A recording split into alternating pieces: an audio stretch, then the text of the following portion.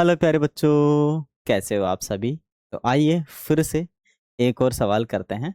और सवाल है आज अपना प्रश्नावली चौथी है और चौथी की 4.2 है। इसका चौथा सवाल नहीं है, ये पांचवा है ना। वैसे दिख रहा है चौथा, लेकिन ये पांचवा है, पांचवा सवाल है। ओके, ये पांचवा सवाल है। द्विघात समीकरण हम पढ़ रहे हैं। सवाल है अपने पास, क्या है प्यारे बच्चों, कि एक समकोण त्रिभुज की ऊंचाई इसके आधार से 7 सेंटीमीटर कम है। एक समकोण त्रिभुज है, इसकी जो ऊंचाई है इसके आधार से 7 सेंटीमीटर कम है। यदि कर्ण 13 सेंटीमीटर है तो अन्य दो भुजाएं ज्ञात कीजिए। तो सबसे पहले हमें क्या लाना पड़ेगा, एक समकोण त्रिभुज लाना पड़ेगा। ठीक है, तो समकोण त्रिभुज बनाते हैं हम इधर। ठीक है, ये लीजिए समकोण त्रिभुज, ये समकोण त्रिभुज है ना। ये 90 डिग्री का कोण हो गया और ये कर्ण हो गया। 90 डिग्री के सामने जो रहता है, 90 डिग्री के सामने कर्ण होता है। अगर हम इसे थीटा मान लें तो थीटा के सामने हम इसे लंब कहते हैं, या फिर हम कहेंगे इसे ऊंचाई, है ना। क्या हो जाएगी, ऊंचाई। और बचा हुआ आपका क्या हो जाएगा, आधार। क्या हो जाएगा, आधार हो जाएगा। कर्ण अपने को 13 सेंटीमीटर दिया हुआ है, 13 सेंटीमीटर दिया हुआ है। कितना दिया है, 13 सेंटीमीटर। मैं यहाँ लिख भी देता हूँ कि कर्ण अपने को कितना दिया है।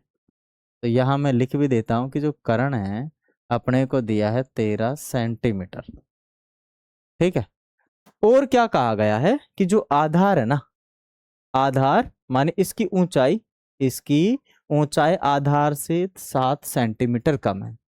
इसकी जो ऊंचाई है ये इस आधार से 7 सेंटीमीटर कम है। तो हम आधार को कुछ मान लेंगे। क्या मान लेंगे, कुछ मान लेंगे। तो यहां हम मानेंगे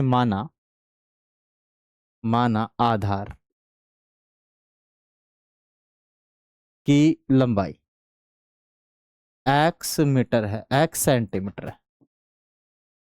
ठीक है, अगर ये x सेंटीमीटर है तो ये कितना होगा, मतलब ये आधार जो है, आधार से ऊंचाई कितने सेंटीमीटर कम है, 7 सेंटीमीटर कम है। तो अगर आधार x है तो x में से 7 कम कर देंगे तो ये हो जाएगी इसकी ऊंचाई। ये क्या हो जाएगी, इसकी ऊंचाई हो जाएगी। अब अपने पास तीनों चीज आ गई। कर्ण तो दिया हुआ था, आधार हमने x मान लिया और 7 कम कर देंगे आधार में से तो ऊंचाई भी अपने पास आ जाएगी। हमको ये और ये भुजा निकालनी है। तो ऐसे कोई सीधा रास्ता नहीं है निकालने का, हम केवल पाइथागोरस प्रमेय ही अप्लाई करके इसका मान निकाल सकते हैं।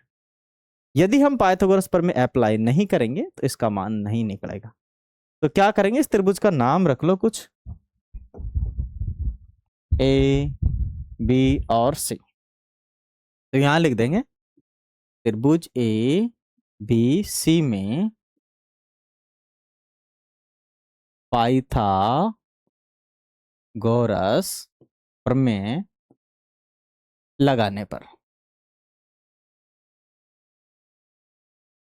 पाइथागोरस प्रमेय क्या होती है, पाइथागोरस प्रमेय होती है किसी भी समकोण त्रिभुज की सबसे बड़ी भुजा का वर्ग शेष दो बची भुजाओं के वर्गों के योग के बराबर होता है। ठीक है, यह लंब हो सक लंब और ऊंचाई एक ही बात है ना। क्या कहेंगे हम, समकोण इसका सूत्र है कर्ण का स्क्वायर बराबर आधार का स्क्वायर प्लस लंब का स्क्वायर। अब ये जो यहाँ लंब है ना, ये ऊंचाई है ना, ध्यान रहे।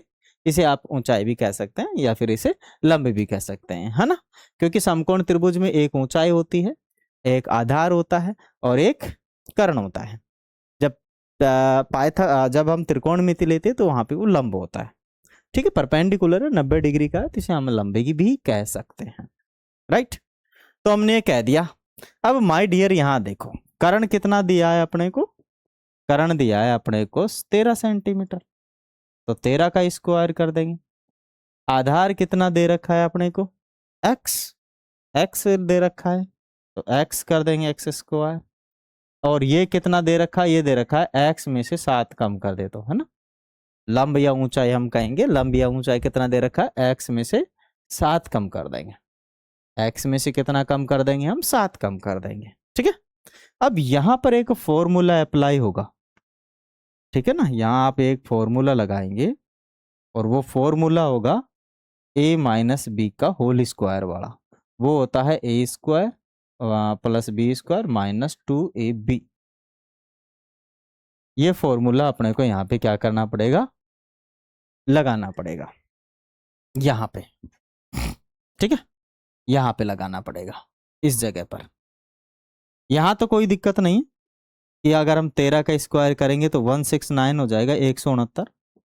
यहाँ पर भी कोई दिक्कत नहीं है, एक्स स्क्वायर हो जाएगा, ये प्लस ये लगा दिया मैंने। एक्स यहाँ देखो, एक्स क्या है आपका, ए है, तो एक्स का स्क्वायर करेंगे, और बी क्या है आपका 7 है, तो 7 का स्क्वायर कर देंगे, और यहाँ पे 2 आएगा, इधर आएगा, एक आपका ए आएगा, ए क्या है आपका एक्स है, और बी कितना है आपका 7 है, बी कितना है आपका 7 है, ठीक है। कॉपी कर लेते हैं इसके ना, किधर गया ये, ठीक है, कॉपी कर लेना आप भी इसका, अभी स्क्रीनशॉट ले लीजिए, है ना, लास्ट में मैं एक बार इसको बताऊंगा आपको ना, तो स्क्रीनशॉट ले लीजिएगा, ठीक है।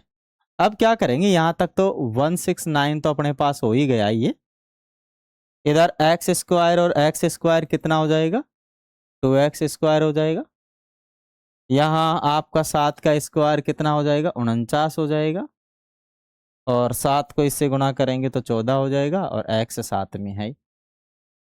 हम क्या करेंगे, इस को भी इधर ही ले आएंगे, तो ये 2x स्क्वायर प्लस के 49, इसको मैं पहले लिख लेता हूँ 14 को, तो माइनस का 14 पहले लिख लेता हूँ, और बाद में लिख लेता हूँ प्लस के 49, और ये इधर आएगा तो माइनस का 100, ठीक है, ये हो जाएगा 169, ठीक है। अब 49 कम कर देंगे 169 में से, तो आपके पास होगा 2x स्क्वायर माइनस के 14, और 49 कम करेंगे तो अपने पास माइनस का बच जाएगा 120, यहाँ x आएगा ना, ठीक है, ये से तो गया, और 40 और कम कर देंगे तो ठीक है, हो ही जाएगा, 120 बच जाएगा, राइट। यहां तक बात आ गई समझ में। अब देखिए, ये बन गया अपने पास एक द्विघात समीकरण, और हाँ चाहते हैं तो अभी इसके अंदर से भी 2 कॉमन आ रहा है, हम 2 कॉमन ले सकते हैं, तो 2 कॉमन ले लो, ऐसे करो आप, 2 कॉमन ले लेते हैं हम, तो इसमें से भी 2 बाहर निकाल दिया, इसमें से भी 7 गुणा 2 है, तो 2 बाहर निकल गए तो 7x बचेगा, इसमें से भी कितना बार है, 2 बार निकाल देंगे, तो क्योंकि 60 गुणा 2 करेंगे तो 120 हो जाएगा, तो 60 रह जाएगा यहाँ पे बराबर में 0। ये जो है ये गुणा में है, गुणा में इधर जाएगा तो भाग में चला जाएगा, और इसको 0 कर देगा, तो वही बराबर में 0 ही आएगा। अंतिम रूप से फिर अपने पास एक्स स्क्वायर माइनस के 7x और माइनस के 60 बराबर अपने पास बच जाएंगे 0, ठीक है।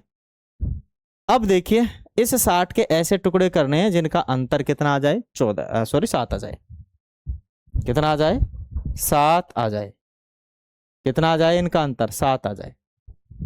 तो देखिए मैं समझाता हूं आपको, ये 60 ले लो, ऐसे गुणनखंड कर लो, समझिएगा द्विघात समीकरण को कैसे सॉल्व किया जाता है, कि गुणा करने पर तो इसके और इसके गुणा के बराबर आना चाहिए, मतलब माइनस के 60x स्क्वायर के बराबर आना चाहिए, यदि मैं इसके 2 टुकड़े करूँ और उनको गुणा करूँ तो, समझिएगा मैं समझाऊंगा एक बार वापस से। और यदि उन दोनों टुकड़ों को, इन दोनों टुकड़ों को मैं जोड़ू या घटाऊं तो -7 आ जाना चाहिए, तो इसका डिवाइड दे देंगे, 30 आ जाएगा, फिर 2 से डिवाइड जा रहा है 15, फिर 3 से डिवाइड जा रहा है कितनी बार जाएगा, 5 बार, अंतर 7 होना चाहिए। तो यहाँ देखो ये कितना हो रहा है, 4 और 4 × 12, और 12 में से यदि 5 जाएगा तो कितना बचेगा, 7, 12 में से 5, ये वाला 5 कम कर देंगे ना, हमें तो अंतर ही तो लाना है। अब समझिएगा कि जो अपने पास एक्स स्क्वायर माइनस के 7x और माइनस के 60 बराबर 0, इसके 2 टुकड़े निकल के आए, एक तो 12 निकल के आया और एक निकल के आया 5, है ना, दोनों को गुणा करने पर तो 60 हो रहा है, और 12 में से हम 5 कम करेंगे तो 7 हो रहा है, हो रहा है नहीं हो रहा, तो इसको तो माइनस का रखेंगे क्योंकि यहाँ माइनस की संख्या लानी है 7, x साथ में लगाएंगे, इसको रखेंगे प्लस का, माइनस और प्लस गुणा करेंगे तो माइनस का आ जाएगा, ठीक है। और 12 को इससे गुणा करेंगे तो 60 हो जाएगा, 12 पंजू 60। और x को x से गुणा करेंगे तो x स्क्वायर आ जाएगा।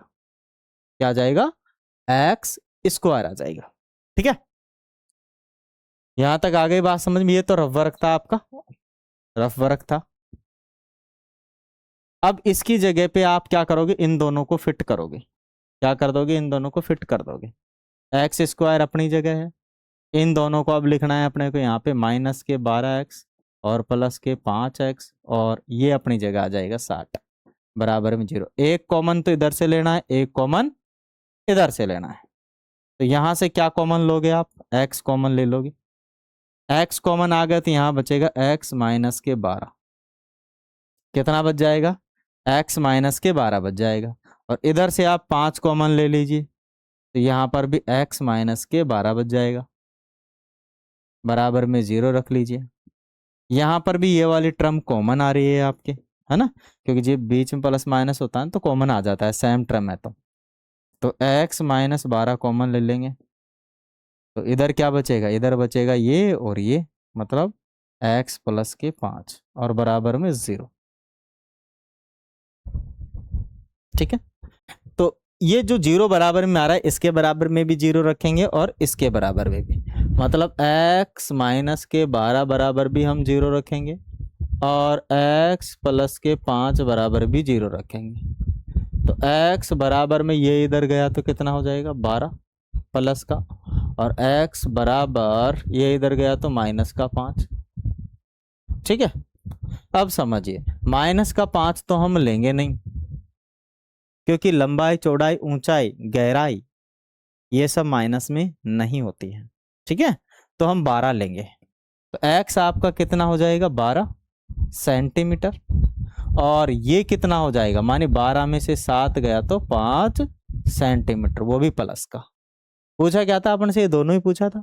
तो यहाँ पे लिखेंगे आधार कितना हो गया आपका? आधार हो गया 12 सेंटीमीटर, और ऊंचाई या फिर जिसे हम लंब कहें वो हो जाएगी आपकी 5 सेंटीमीटर।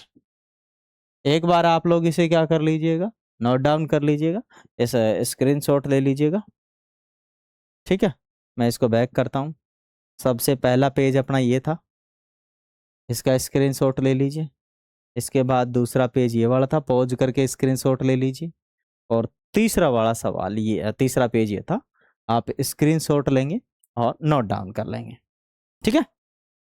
चलिए, तो मैं आशा करता हूँ आप सभी ने ये सवाल अच्छे से समझ लिया होगा। नहीं समझ में आए, एक बार वापस से रिवाइज ज़रूर कर लीजिएगा, दोबारा से देख लीजिएगा वीडियो को।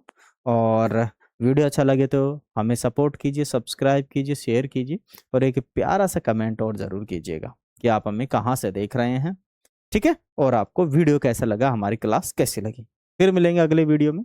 Thank you, thanks for watching. जय हिंद।